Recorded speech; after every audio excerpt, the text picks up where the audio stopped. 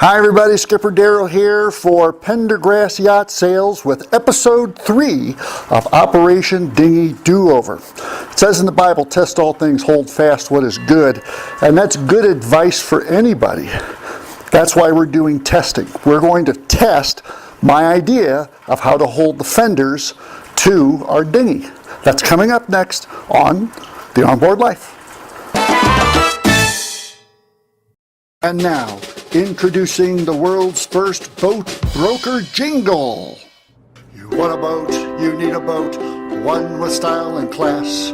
Maybe a power cruiser or a beauty with a mast. You want a boat, you need a boat with diesel, wind, or gas. The first thing you must do, my friend, call Charlie Pendergrass. Big or small, fast or slow, whether buying or selling, Captain Charlie Pendergrass knows what you need from bow to stern. You want a boat, you need a boat with diesel, wind, or gas. The first thing you must do, my friend, call Charlie Pendergrass. The first thing you must do, my friend, call Charlie Pendergrass. The first thing you must do, my friend, call Charlie Pendergrass. Before we get started, I have to let you in on a secret. I had technical challenges with the video. My camera in phone is usually very reliable, but this time it shot craps. Parts of the footage are corrupted. All I have are some video and still photos. You'll get the idea, but it is briefer than I originally envisioned.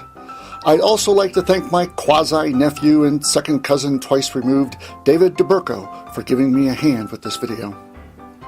The biggest obstacle to my plan of using fenders for flotation on my dinghy is how they're installed or attached. The method I've seen is that they are strung fully inflated along eye bolts with line that are mounted too high up on the freeboard and are not held securely in place to add any significant buoyancy without them being all flippy-floppy, like the collars you can get commercially. My idea is to use nylon or plastic-covered steel cables to string the fenders to the eye bolts and to the boat, but manually pulling the cable to create any kind of reinforcing tension won't entirely do the job. Working with steel cable would make that next to impossible. My solution is to deflate the fenders, put them in place, string them to the eye bolts, then reinflate the fenders, thus making the fenders and cables self-reinforcing. Overall, my idea worked, but I want to make a few changes to the setup you see. First, I have to deflate the fenders almost entirely. I'm really going to have to bear down on them to do that. Next, the gauge of the cable I used was too heavy. It was difficult to work with, and its tendency to wind added a degree of difficulty I didn't anticipate.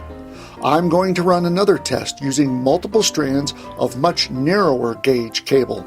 I'm thinking it will be easier to work with and not have the winding tendencies. There shouldn't be a sacrifice of strength that way either. As I said, overall it went well. If you have any constructive comments or ideas, I am certainly open to reading them in the video's comment section.